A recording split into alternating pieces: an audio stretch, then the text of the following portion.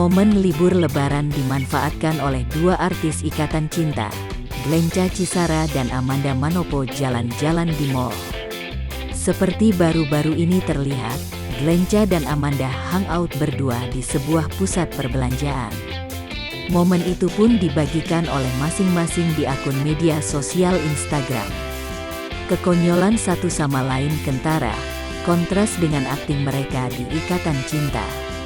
Sontak, kehadiran keduanya di mall menarik perhatian pengunjung dan karyawan mall.